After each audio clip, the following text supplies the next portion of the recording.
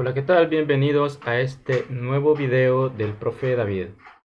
Continuamos con el desarrollo del proyecto SMATE e iniciamos la unidad número 5 de octavo grado, criterios de congruencia de triángulos. Algo muy importante que nos menciona el libro de texto en la introducción de la unidad 5 es el texto de los elementos de Euclides. Y en este documento, el mismo Euclides hace una recopilación de estas disposiciones geométricas que prácticamente tú has venido estudiando desde el punto, la línea recta, prácticamente todo lo de geometría, los ángulos, los triángulos, etc. Acá tenemos el escaneado de un libro y acá pues nos presenta los elementos, el primer libro de Euclides. Este texto ya está traducido al lenguaje español. El texto original, un fragmento de ese texto, es el que nos presenta acá en la portada de la unidad 5. Acá está.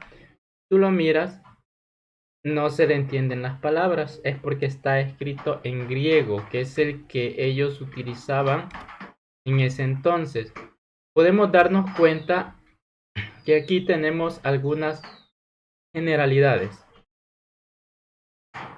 como el punto, la línea, hay diferentes tipos de línea, aquí nos describe la superficie y poco a poco se va introduciendo a todos los elementos, el ángulo, el círculo, el diámetro, triángulos, cuadriláteros, todo lo que involucra la geometría plana.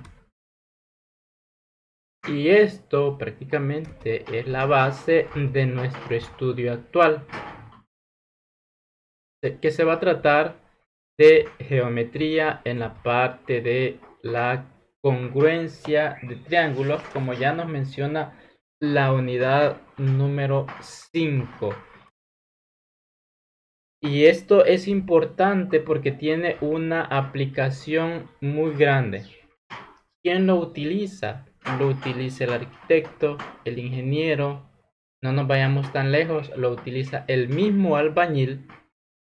Muchos de ustedes quizás tendrán algún familiar que trabaja de albañil o en algún caso ustedes ya habrán trabajado con ellos. Entonces allí se utiliza también los que hacen el enderezado y pintura, los diseñadores, las costureras, mucho se utiliza. Los que hacen los videojuegos, que esos que tienes en tu teléfono posiblemente también tienen aplicaciones de esto. Así que esta unidad es muy interesante y por lo menos tenemos que aprender los conceptos principales. Continuamos e iniciamos la primera lección. El 1.1, el sentido de la congruencia de dos figuras. Para este caso nosotros vamos a tener estas imágenes.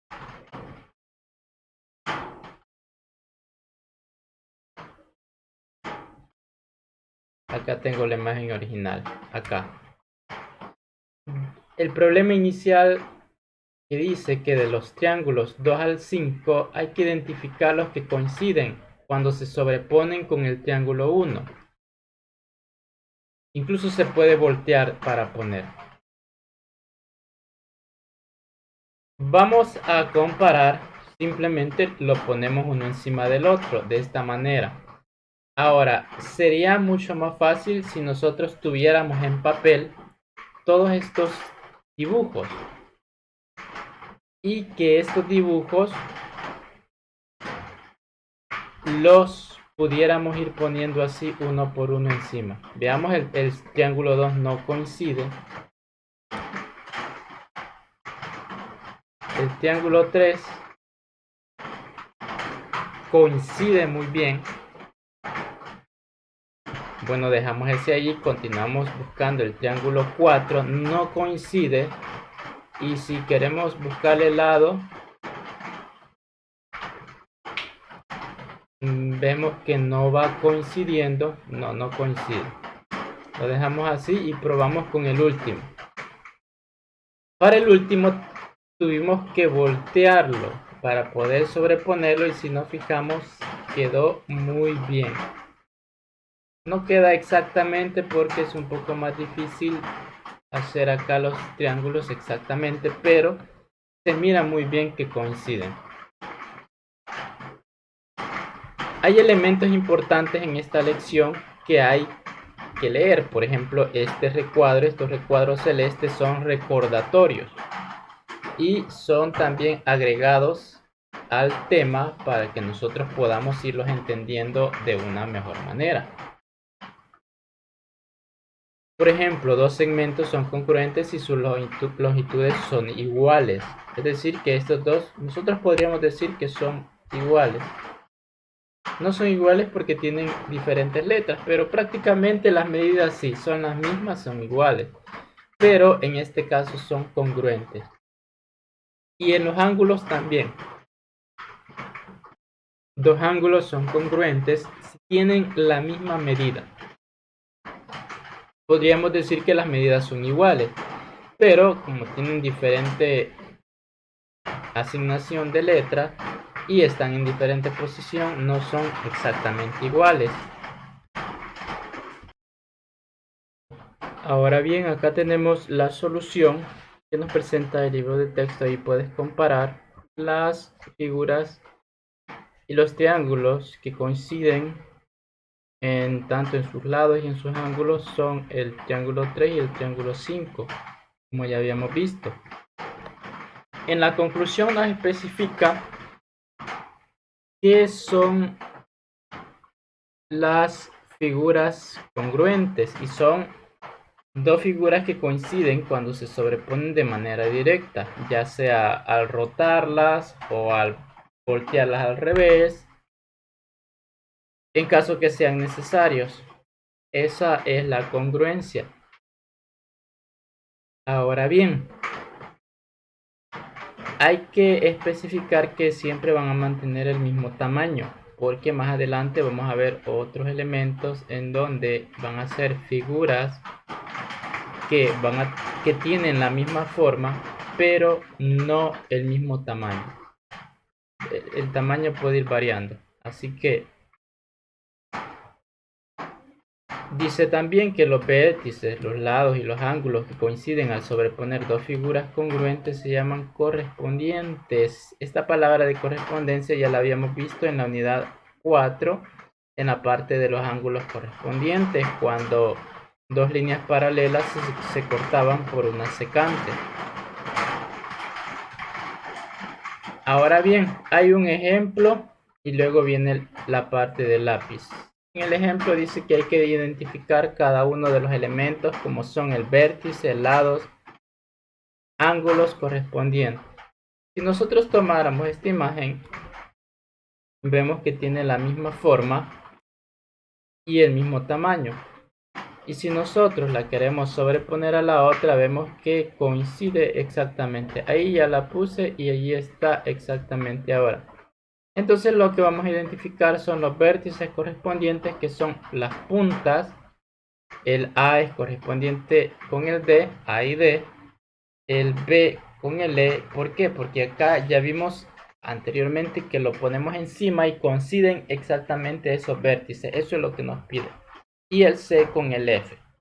Luego los lados correspondientes, el segmento de A a B, aquí le hace falta esta línea que está arriba para señalar el segmento.